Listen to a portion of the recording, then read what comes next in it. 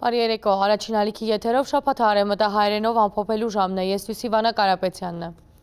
Վարչապետ Նիկոլ Փաշինյանը Միացյալ Նահանգներու նախագահ Դոնալդ Թրամփի եւ Եգիպտոսի նախագահ Աբդել Ֆաթահ Ալ-Սիսիի հրավերով Շարմ el-Շեյխի մեջ մասնակցած է Մերձավոր Արևելքի խաղաղության քննադատաժողովին։ Մինչ օրվան շրջանակեն ներս վարչապետը կարճատև զրույցներ ունեցած է տարբեր երկրներու առաջնորդներու հետ։ ԵԱՀԿ նախագահ աշխատանքային այցելությամբ Հայաստան կգտնվեր։ Արտաքին գործոց նախարարության մեջ կայացած առանձնազրույցի եւ ընդլայնված հանդիպման ընթացքին քննարկված են Վաշինգտոնի մեջ ստորագրված փաստաթուղթերը, ենթակառուցվածքներու ապաշրջափակումը եւ Հայաստան-ԵԱՀԿ համագործակցության նոր հորիզոնները։ Նշված է տնտեսական ու բնապահպանական ուղղություններով համագործակցության հնարավորությունը, ինչպես նաեւ Հայաստան-Եվրամիություն հարաբերություններու խորացումը։ ԵԱՀԿ նախագահը կարևորած է խաղաղության գործընթացի շարունակականությունը եւ քերիներու ազատ արձակման հարցը։ Քննարկված է նաև Հայաստան-Ֆինլանդիա հարաբերությունները եւ խաղաղության պայմանագրի շուրջ ընթացող բանակցությունները։ Աշխատանքային այցելությամբ Հայաստանի մեջ էր Եվրոպայի անվտանգության եւ համագործակցության գազագերբության նախագահ Ֆինլանդիայի արտաքին գործոց նախարարուհի Էլինա Վալտոնենը։ Հայաստանի արտաքին գործոց նախարարության մեջ կայացած է Արարատ Միրզոյանի եւ Էլինա Վալտոնենի առանձնազրույցը, որուն հաջորդած է ընդլայնված գազմով հանդիպումը։ Անգեյետ Քամադեղասուլիսի մեջ նախարար Միրզոյանը ընդգծած է, որ ԵԱՀԿ նախագահողի այցելությունը դարաձաշրջան դեղի ունեցավ միանգամայն նոր հանգամանքներու ներքո, մեր դարաձաշրջանի համար նշանակալից իրադարձություններու պայմաններու ներքո, հիշեցնելով օգոստոս 8-ին Վաշինգտոնի մեջ ստորագրված փաստաթուղթերը։ Մեր գործընկերներին ներկայացրել եմ մանրամասները, այդ թվում եւ պայմանագրի նախաստորագրումը, այդ թվում եւ սկզբունքները, որոնք ամրագրված են հռչակագրում, եւ այդ թվում եւ սկզբունքները, որոնց շրջանակներում տեղի ունենալու ենթակառուցվածքների, տրանսպորտային ենթակառուցվածքների ապաշրջափակումը։ ԵԱՀԿ նախագահ Ֆինլանդիայի արտաքին գործոց նախարարուհի Էլինա Վալտոնենը ողջունած է Հայաստանի եւ Ադրբեջանի միջև Վաշինգտոնի մեջ ստորագրված փաստաթուղթերը։ Մենք բարբերաբար նկատած ենք Հայաստանի աջակցությունը խաղաղության օրագարկին անգախ արգա մարտահրավերներ են եւ խոչընդոտ հանդիսացող հանգամանքներ են։ Նաեւ կողք չունենք Միսկի խումբը լուծարելու համատեղ թիմումը։ Մենք հույսով ենք, որ գործընթացը ավարտենք մինչեւ դեկտեմբեր։ ԵԱՀԿ-ն պատրաստ է շարունակել ընդլայնելու երկկողմանի գործակցությունը։ ԵԱՀԿ-ն իր գործիքագազմերով գոչված էր նպաստելու հարավային Կովկասի մեջ խաղաղության հաստատման։ Եվ այժմ, երբ այդ խաղաղությունը հաստատված է եւ Հայաստանը իթիվս այլ պայմանավորվածություններու նաեւ ցերնամուխ եղած է ԵԱՀԿ Մինսկի կառույցներու լուծարման, այս նոր իրողությունները նոր են Հայաստան-ԵԱՀԿ գործակցության կամ ԵԱՀԿ-ի մեջ Հայաստանի մասնակցության դեսանգյուն են եւս նշած է Միրզոյանը։ Այստեղ մենք պետք է որպես նոր իրողություններում գտնվող պետություն մեր համար բացահայտենք նոր համագործակցության եւ մասնակցության նոր հորիզոններ, նոր հարթություններ եւ իհարկե մենք մեծապես նոր շրջանակ եւ մենք մեծապես հետաքրքրված ենք տնտեսական համագործակցության հնարավորություններով, նաեւ բնապահպանական շրջանակա միջավայրի հետ կապված ուրեմն հարցերում։ Ըստ նախարարին ընդհանուր առմամբ Հայաստանը կցանկա տեսնել ուժեղ եւ արդյունավետ ԵԱՀԿ։ Վալտոնենը ընդգծած է, որ ԵԱՀԿ-ն պատրաստ է շարունակել ընդլայնելու երկկողմանի գործակցությունը։ Հույժ կարևոր է խաղաղության այս գործընթացը ամրապնդել շարունակական բնույթ տալով խոստումնալից այն քայլերուն, որոնք արդեն իսկ կայացած են ստորագրելով համաձայնագիրը եւ կարգավորելով հարաբերությունները, որբեսի խաղաղությունը ըլլագայուն այս տարածաշրջան են ներս։ Այս այն ուղերձը, որ մենք բոլոր կողմերուն կներկայացնենք, պատրաստ ենք սադարել եւ աջակցել ձեր չանքերուն։ Այցելության ընթացքին Ֆինլանդիայի արտաքին գործոց նախարարուհին արձանագրած է այն փած մոդեցումը, որ Հայաստանի կառավարությունը կցուցաբերե քաղաքացիական հասարակության հետ հանդիպումներ եւ երկխոսություններ իրականացնելու ադեն։ Որպես ԵԱՀԿ նախագահով Ֆինլանդիան հույժ կկարևորե ժողովրդավարության ամրությունը, հիմքը եւ թափանցիկությունը։ Այս բոլոր մարդոց կարողություններում մասին են, որ անոնք կարենան որոշումներ կայացնել։ Անդրադառնալով Հայաստան-Ֆինլանդիա հարաբերություններուն, Վալտոնենը ըսած է. մեծապես կգնահատենք երկկողմանի հարաբերությունները Հայաստանի հետ։ Կողք ունենք շարունակական հարաբերությունները եւ գործընկերությունը Հայաստանի եւ Ֆինլանդիայի միջև։ Բոլոր մակարդակներու վրա քաղաքական, տնտեսական, նաեւ խաղաղության եւ փառքավաճման հենասյուները ամուր բահելու եւ հարաճ մղելու համար։ Նախարար Միրզոյանին հարց ուղեցին Բաքվի մեջ բահվող անձանց ճակատագրին վերաբերյալ։ Մենք ամենօրյա մեր աշխատանքն ենք իրականացնում այս ուղղությամբ ոչ միշտ տեսանելի, ոչ միշտ արդյունավետ, հակառակ դեպքում հարցը վաղուց լուծված եւ դուրս եկած կլներ օրակարգից, բայց մենք իրականացնում ենք այդ աշխատանքը։ Նախարարին խոսքով Շարմ էլ-Շեյխի մեջ դեղի ունեցած խաղաղության քննաժողովին ադրբեջանական կողմին հետ քննարկած են այդ հարցը։ Հուսանք, որ մեր ջանքերը դրական արդյունքով կփսակվեն առաջիկայում։ Երրորդ երկրների ուրեմն մասնակցությունը հատկապես պատանդարված անձանց վերաբերյալ տեղեկությունների փոխանցման համատեքստում իհարկե կարևոր է, հատկապես հաշվի առնելով այն հանգամանքը, որ Կարմիր խաչի միջազգային կազմակերպությունը դադարեցրեց իր գործունեությունը Ադրբեջանում, իսկ գիտեք, որ մեր աշխատանքները այդ առումով այդ ուղղությամբ հիմնականում այս խողովակով էին արվում, եւ այժմ այո, այդ հարցը եւս շատ արդիական է եւ այդ բացը որևէ կերպ պետք է փորձենք լրացնել։ Միրզոյանը հավելած է, հարցը մշտապես արգա է երկրորդ երկրներու հետ քննարկումներում մեջ, սակայն առաջնային խողովակը Հայաստան-Ադրբեջան ուղիղ շփումներն են։ Անդրադառնալով Հայաստանի սահմանադրությունը փոխելու Ադրբեջանի նախաբայմանին, Միրզոյանը ընդգծած է, ինչպես նախաբես այնպես էլ հիմա այդպիսի հարց քննարկումներում մեջ գոյություն չունի։ Հայաստանի Հանրապետությունը երբևէ որևէ երրորդ կողմի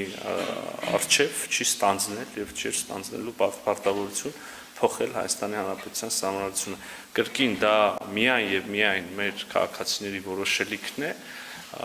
եւ մեր ներքին, ներքաղաքական, մեր հանրային, եթե կուզեք, օրակարգի մաս։ Այո, Ադրբեջանը շարունակում է ասել, որ կապել, պայման դիտարկել որպես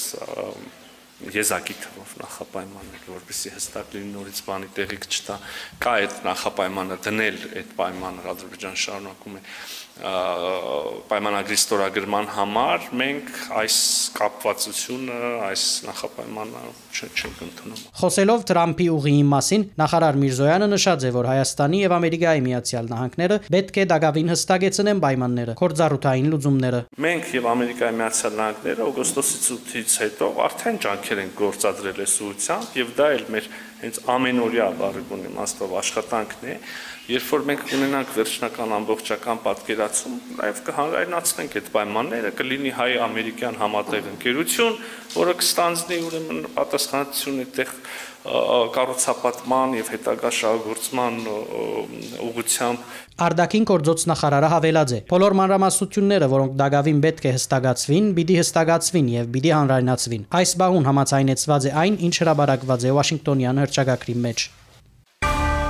Կառավարության նիստերի եք Նիկոլ Փաշինյանը լրագրողներու հետ զրույցին ընթացքին հայտարարած է, որ Հայաստանի տարածքին մեջ գոյություն ունին միան խաղաղության խաչմերուկ եւ թրիփ նախագծերը, այլն դրանք չկա եւ չի կրնարելալ։ Թրիփ նախագծի շուրջ իր խոսքով կընթանա փոխանցագային աշխատանք եւ միան նախագծում են յետք հնարավոր պիտի լա սկսելու շինարարությունը։ Անդրադառնալով ընդդիմության հայտարարություններում վարչապետը ընդգծած է, որ իշխանության մնալու կամ հեռանալու հարցը պիտի որոշե ժողովուրդը։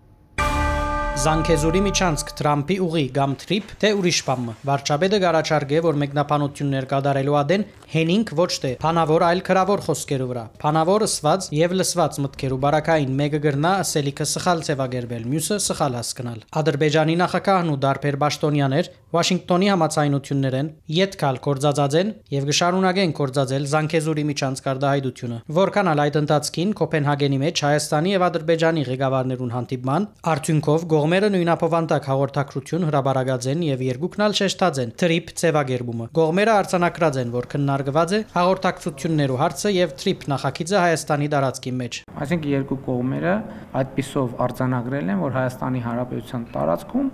կա թրիփ նախագիծ եւ հետեւաբար այս հենքի վրա մենք տալիս ենք ձեր հարցի պատասխանը եւ լրացուցիչ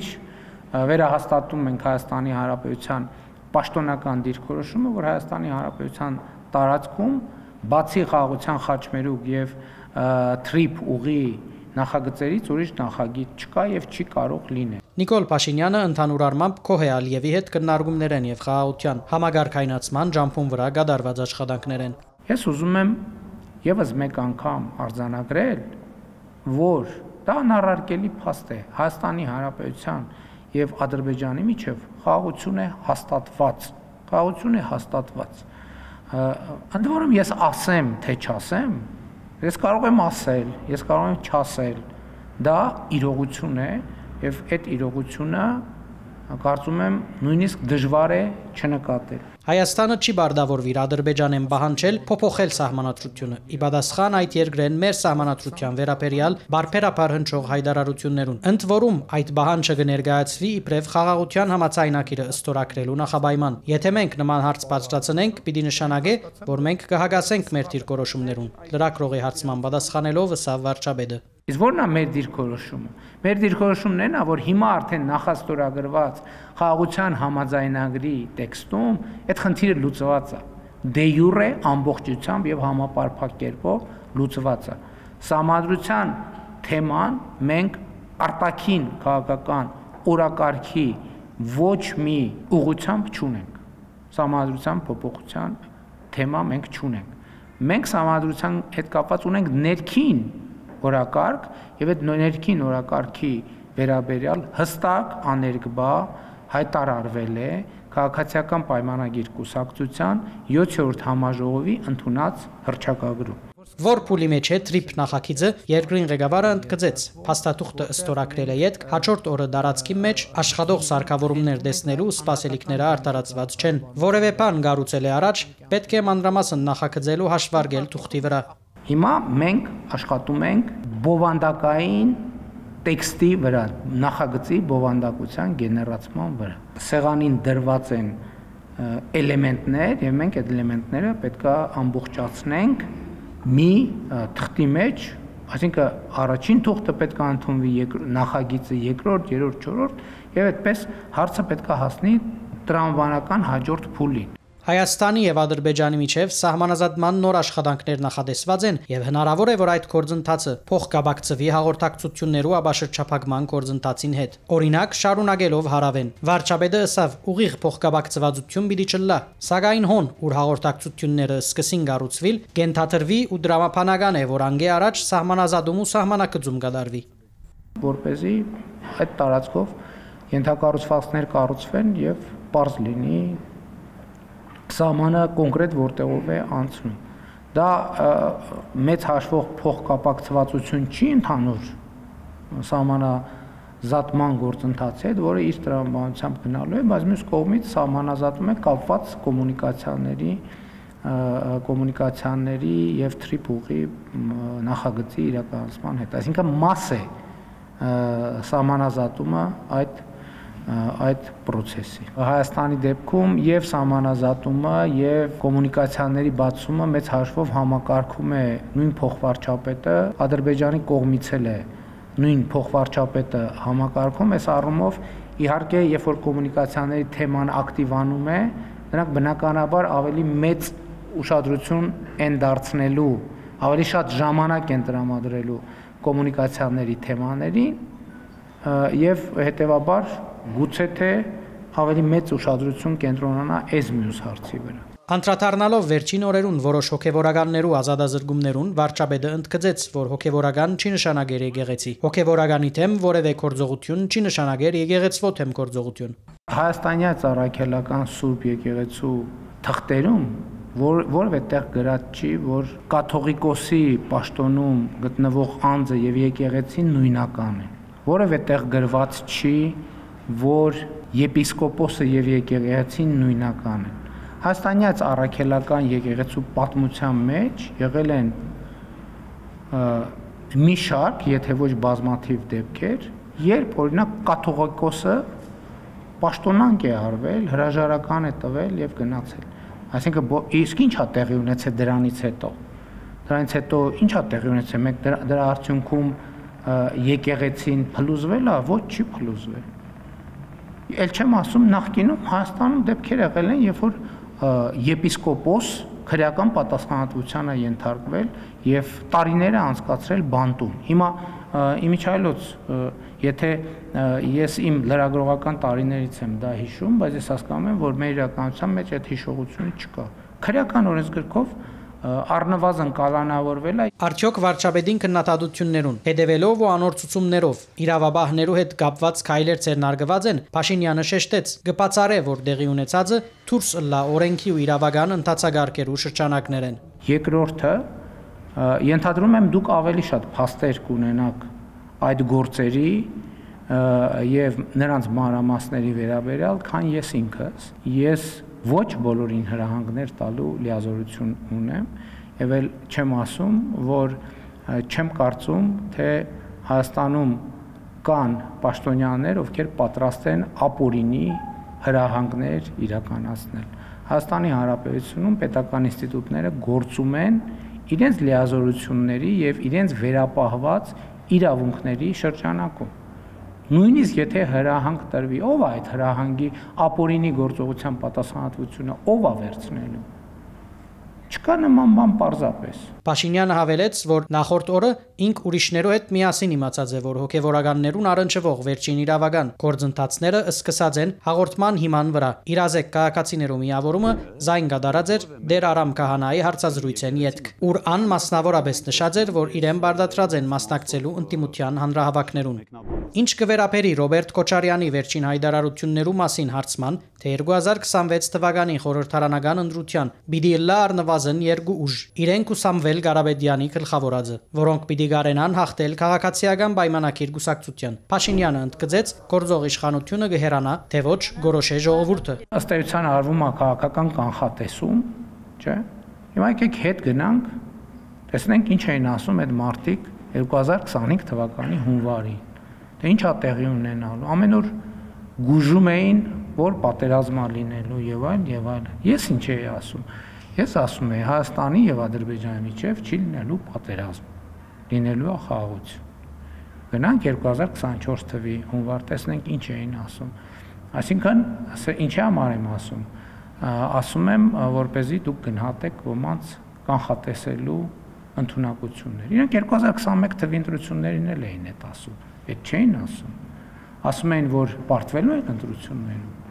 Ասում էին, որ քաղաքացիական պայմանագիրը հաղթելու է։ 2021 թվականի ընտրություններին այդ մարդիկ ամբողջ համոզվածությամբ ասում էին, որ իրենք հաղթելու են ընտրություններին։ Ճիշտ է, ասում էին, որ հաղթելու են, իրանք էլ գալու են, գնդակահարելու են, էս են անելու են։ Ինչ եղավ։ Ինչ եղավ։ Եղավ են, ինչ եղավ։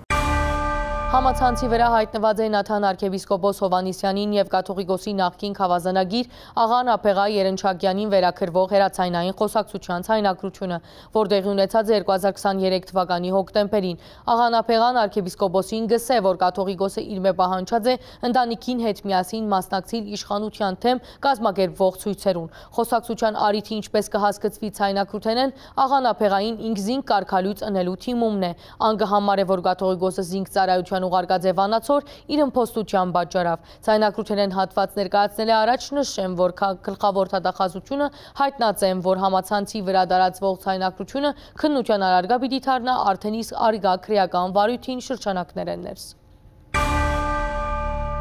Եթե որևէ մեկը դիմում է նույն բանի, մենք ուզում ենք հանդիպել, իմանանք պատճառը, գուցեև կարելի է չեղարկել այդ որոշումը։ Պատճառը սրբազաներ, ուրեմն բեսպրեձելությունն է, բեսպրեձել որոշումներ կայացնելն է, X պահի ուղղակի ասել, որ ես ասենց եմ ուզում դա իմ իրավունքն է եւ իմ իրավունքը իրացնեմ, մեկ սա, այսինքն ինչ է նշանակում ուզած պահի, ուզած նշանակում անել եւ ասել ատենց է։ Ես ինչ եմ մատուր նշանակվել։ Ես Վանաձորում մատուր եմ նշանակվել։ Դուք գիտեք, Ստեփուս Սրբազանի թաղմանը գնացել եք։ Այդ բակի Սուրբ Սարգիս մատուրն եմ նշանակվել։ Այս եկեղեցում իմ համար ուրիշ տեղ չկար, ես այնտեղ պիտի գնամ ծառայեմ։ Չեմ ասում։ Ինչի՞ համար։ Երկրորդ, կաթոլիկոսը ինձ ասում է, ընտանիքի անդամներին ինչի՞ չես վերցնում գնաս միտինգ անես Նիկոլի դեմ։ Հարցը Նիկոլը չի։ Բայց ինքը որևէ մեկը իրավունք չունի իմ ընտանիքի անդամներին որևէ ակնարկ անի։ Իրավունք չունի։ Ես թույլ չեմ տա։ Որևէ մեկը ընտանիք բառ ասեց, ես շատ կոպիտ եմ այլևս արձագանքելու։ Եվ ոնց որ արձագանքել եմ։ Եվ որպեսզի ես ճիշտ հասկանամ, կաթոլիկոսը ինձ ասեց, Նիկոլը մեղքի խորհրդանիշն է, ով որ մեղքի դեմ, այն եկեղեցականը, որ մեղքի դեմ չի պայքարում, նա եկեղեցականի կոչում չունի։ Այո, ես եկեղեցականի կոչում չունեմ, որովհետև իմ կոչումը Նիկոլի կամ ֆալանի ֆաստանի դեմ պայքարելը չի։ Ես եկեղեցական չեմ դառել, որ ինչ-որ մեկի դեմ պայքարեմ։ Ու փառք Աստծո, որ մեղքի դեմ պայքարել չգիտեմ, թե չէ վաղուց շատերի մեղքի դեմ կսկսեի պայքարել։ Ես ընտանեկան կարգավիճակի հարց ունեմ։ Ինձ 200 կիլոմետր իմ տնից հեռու նշանակում են։ Եթե ես իմանամ դրանից հայ եկեղեցին տրգվելու է, ես սիրով 2000 կիլոմետր էլ կգնամ հեռու։ Բայց եթե ես իմ մորը եւ ընտանիքի պիտի թողնեմ եւ գնամ Վանաձորում ապրեմ զուտ նրա համար, որ մի մարդ այտենց է ուզում, եւ իմ կյանքում դիսկոմֆորտ է ուզում, ես չեմ ուզում։ Ես չեմ ընդունում այդ դիսկոմֆորտը իմ կյանքում։ Ես ծառայում էի եւ լավ էի ծառայում, շատ լավ էի ծառայում։ Ինչի համար են ինձ տեղափոխում։ Իմ մայրը մենակ է, ոնց պիտի լինի։ Ինչի համար ենք մենք ընտանիքով ինչի համար է դրա միջով պիտի անցնենք, ինչա թե մի հոգի նստած այնց որոշում է կայացում, որ դիտավորյալ դիսկոմֆորտ լինի։ Դիսկոմֆորտ, ես չեմ ընդունում այդ դիսկոմֆորտը։ Լավ, այսինքն որոշումը լրիվ վերջնական է։ Իմ դիմումը ուղղված է կաթողիկոսին։ Կաթողիկոսը խուսափում է, ինքը ինձ կանչի եւ խոսի։ Հա։ Ինքն է որոշումներ կայացրել, ինքը թող կանչի խոսի։ Որովհետեւ ասելիքներ ունեմ։ Եղավ։ Ամեն պարագային ես ուզեցի հետդ խոսեմ, տեսնեմ կարելի է համենայն դեպս այս պայմաններով ոչ առաջինն եւ ոչ էլ վերջինը ցավոք։ Ես ուղղակի գիտես շատ ցավում եմ։ Իմ համար էլ է ցավալի, բայց ես թույլ չեմ տա։ Գոտկատեղից ներքև ճիշտ չի իջնել եւ սկսել ինչ-որ հանձնարարություններ տալ։ Հարցեր կա, որոնք սահմանը պետք չի անցնել։ Ինչ է նշանակում մորս վերցրու գնա Նիկոլի դեպ, իմ մերը խաղալիք է, ինչ է։ Այդտեղ են զոհված, ինքը վիշտը ստիպը պիտի գնա Նիկոլի դեմ բան անի, ցույց անի, ինչա թե կաթողիկոսը տեսնի ուրախանա, հրճվի, ոնց են մորս քաշքշում ոստիկանները։ Եվ այդ հանձնարարությունը չանելը նշանակում է անհնազանդություն։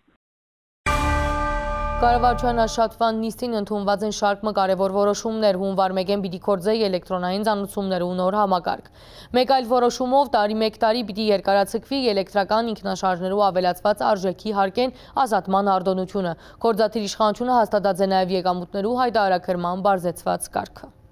Կառավարությունը միացած է գրծքակեղծի քաղցկեղի թեմ պայքարի իրազեկման արշավին։ Կառավարության անդամները գործադիր իշխանության նիստին մասնակցած են խորհրդանշական ժապավեններով։ Պետությունը սկսած է ընդլայնված զննության ծրագիր, ընկերային տարբեր խումբերու համար կգործեն գրծքակեղծի ջարակայթային նկարման անվճար հետազոտություններ, ինչպես նշեց առողջապահության նախարարուհին։ Մեր ուսուցիչները, բժիշկները, տարբեր պետական ծառայողները, զինծառայողների ընտանիքի անդամները կարող են անվճար հետազոտվել եւ մեր կարգախոսն է, որ մեկ հետազոտությունը կարող է կյանք փրկել։ Առողջապահական ապահովագրության նպատակը պիտի լա հիվանդության գանուխ հայտնաբերումն ու արդյունավետ բուժումը։ Նախարարուհին խոսքով դասե ավելի բժշկական կենտրոններ իրականացնեն pedagogan ծրագրով զննության քննություններ։ Ծրագիրները պիտի ներառվին ապահովագրության փաթեթի մեջ։ Վարչապետը նկատել տվավ, որ առողջապահության ընդհանուր ապահովագրության համագարկի ներդրումով խնդիրը ավելի համագարկված հիմքի վրա պիտի դրվի։ Ընդհանրապես ամբողջ աշխարհում քաղցկեղի վերաբերյալ այն նախկին ընկալումը չկա, որ դա դատավճիռ է անբեկանելի եւ իհարկե բարեբախտաբար շատ են դեպքերը, երբ որ հիվանդությունը բուժվում եւ հաղթահարվում է, բայց իհարկե սրանում շատ էական նշանակություն ունի վաղ հայտնաբերումը եւ այդ առումով այս ծրագիրը իսկապես կարեւոր է։ Նախարարողի Ավանեսյանը նշեց, զննության ծրագիրներու հատվածական ներդրումի արդյունքը, վիրահատություններու pedagogan բادվերով փոխհատուցումները եւ որոշակի թեղորայքի դրամատրումը վիճակագրության վրա թրական ազդեցություն ունեցած են։ 23 թվականի եւ 24 թվականի վիճակագրական տվյալներով ունենք մահացության նվազում քաղցկեղի հիվանդությունների պարագայում։ Մենք ունենք հայտնաբերման ավելացում, բայց մահացության կրճատում։ Հայաստանի մեջ նախադեсված է հունվար Արմեգեն ներդնել էլեկտրոնային ծանուցումներու նոր համագարկ, կստեղծվի ամբողջական կորձիկակազմ, ապահովելու համար, որ յուրաքանչյուր անձ համարվի պատշաճորեն ծանուցված, նախագիծը ներկայացուց Արդարադատության նախարարը։ Ֆիզիկական անձանց դեպքում գործելու էլեկտրոնային հարթակ, թվային միջավայր, որտեղ անձը մուտք է գործելու խիստ նույնականացման միջոցով, եթե անձը մուտք գործի հարթակ, ապա համարվելու է ծանուցված։ Եթե հարթակում ծանուցումը տեղադրելուց հետո 3 օրվա ընթացքում անձը մուտք չգործի համակարգ, սկսելու աշխատել հաջորդ քայլը, այն է ծանուցումը հիբրիդային առաքանու միջոցով պատվիրված նամակով ուղարկվելու է անձի հաշվառման հասցեով։ Եթե այս եղանակով ուղարկելուց հետո ծանուցումը 7 օրվա դրությամբ ֆիքսվում է, որ անձը չի ստացել այն կամ հրաժարվել է ստանալ, ապա ծանուցումը տեղադրվում է ազդարար ԿՏՄ հարթակում, այսինքն իրականացվում է հրապարակային ծանուցում եւ ազդարարում տեղադրվելուց 7 օր հետո անձը համարվում է այլևս պատշաճ ծանուցված։ Իրավաբանական անձանց եւ անհատ ձեռնարկատերերու համար ծանուցման հարթակը դրված է Պետական եկամուտներու կոմիտեի էլեկտրոնային հաշվետվություններու համագարկը։ Վարչապետ Փաշինյանի բարձրապանմամբ նախագիծը կնշանակե, որ Հայաստանի մեջ դե յուրե գվերանա, ես ծանուցված չեմ արտարացումը։ Կարծում եմ, որ այս գլխից պետք է մտածել, որ նաև բջջային հավելված պետք է ունենա, որպեսզի նաև բջջային հավելվածների վրա մարդիկ կարողանան ներբեռնել եւ ծանուցվեն իրենք, որ հաղորդագրություն կա։ Արայիկ Հարությունյանը հարցուց, թե ընդրություններու թղթային ծանուցումները այս հարթակով պիտի լան, թե այլ ղեկավարում պիտի կործե եւ որքան գումար պիտի խնայվի համագարկի ներդրմամբ։ Այլ սուբյեկտները, որ ասեցիք, կարող են օգտվել դա վճարովի ծառայություն է լինելու, թե հասանելիություն ենք տալու։ Հարթակից օգտվելը պետք է լինի վճարովի եւ պետական մարմինների եւ ֆիզիկական ու իրավաբանական անձանց համար։ Իհարկե, այդ վճարի չափը պետք է լինի պակաս, քան թղթային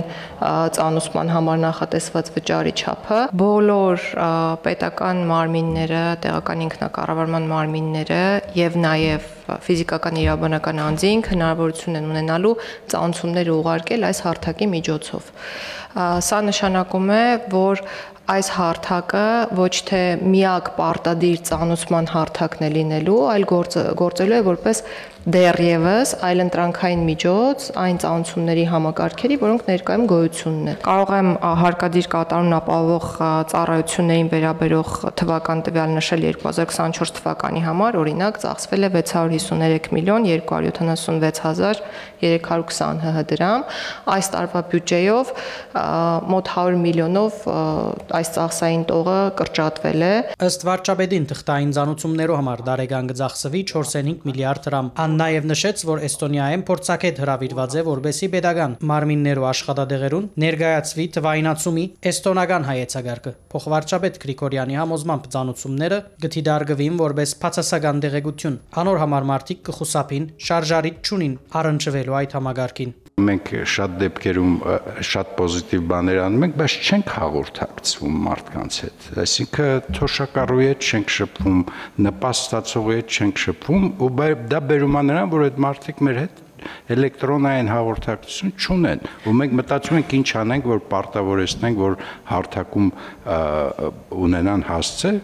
պոզիտիվ կլինի, շատ արագ բոլորը կունենան։ Իրական Հայաստան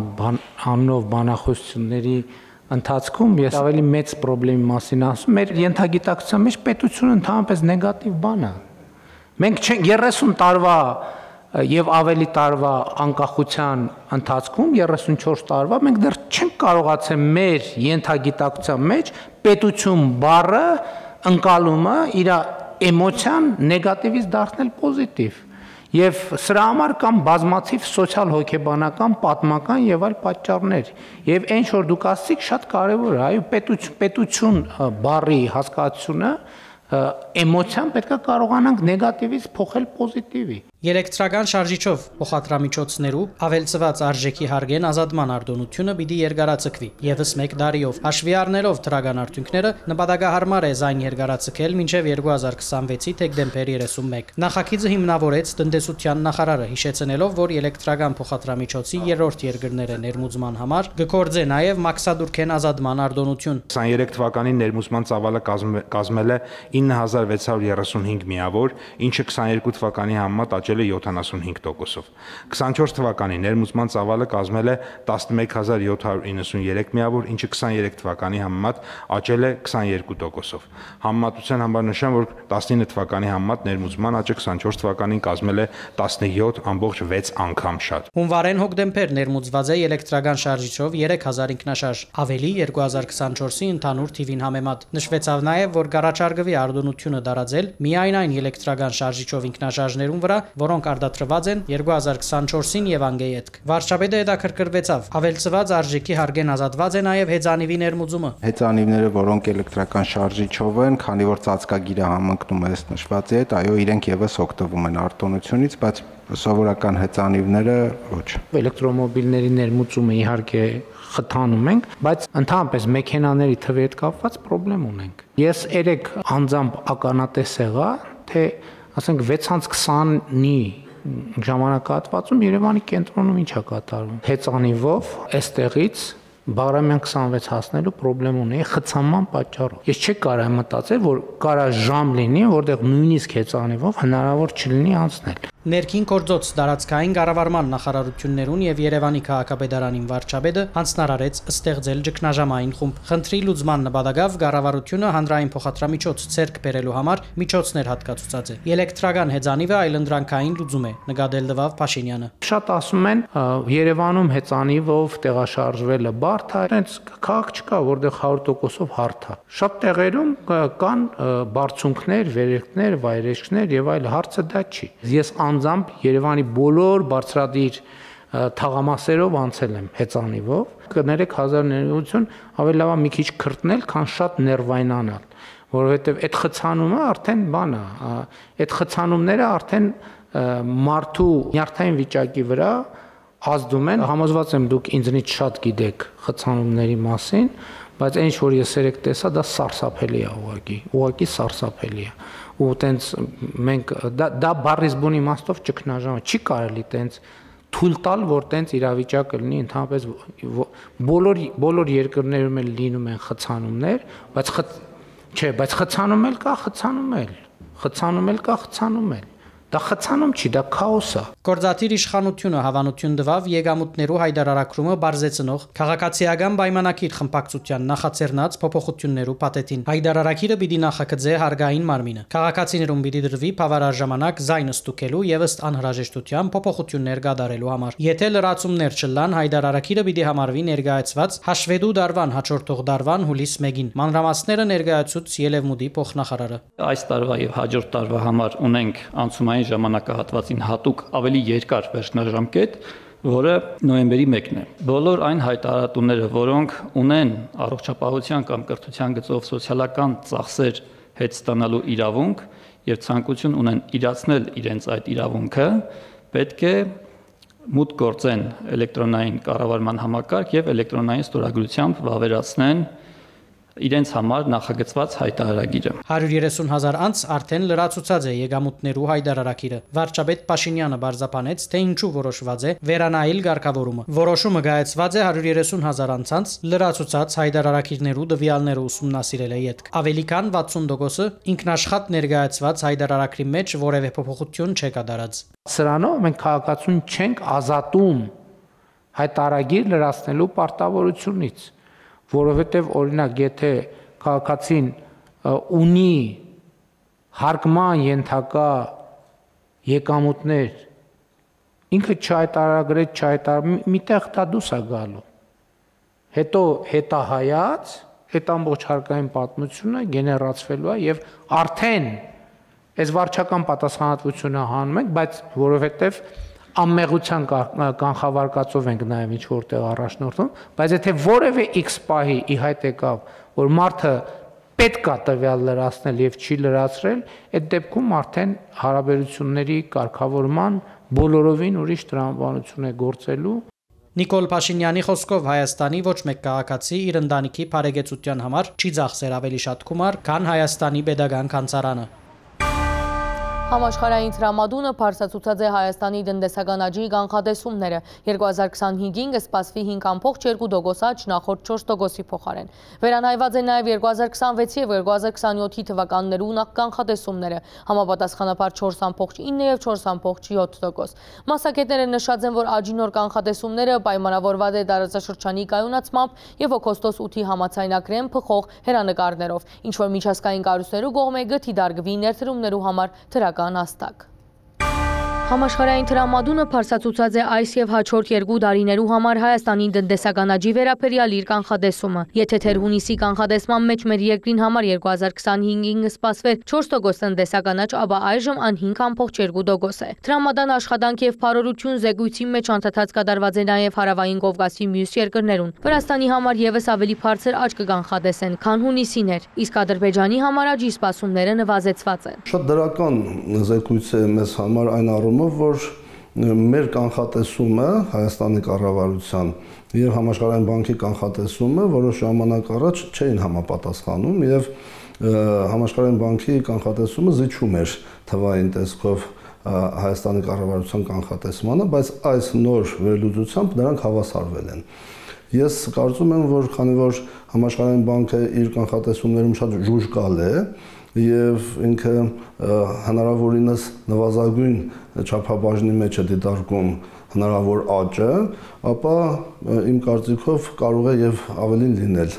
քան 5.2%-ը։ Ինչ կվերապերի հարևան երկրներուն, Շիրակ Թորոսյանը նշած է, թե Վրաստանի աճի բարձրացումը առարգական է, իսկ Ադրբեջանը այս առումով որոշակի մտածումներ պետք է ունենա եւ կարողի արտահանում են զադալ ճանապարհներու ուղղությամբ աշխատի։ Հայկական խաղաղության խաչմերուկ նախագիծը, որի շրջանակներում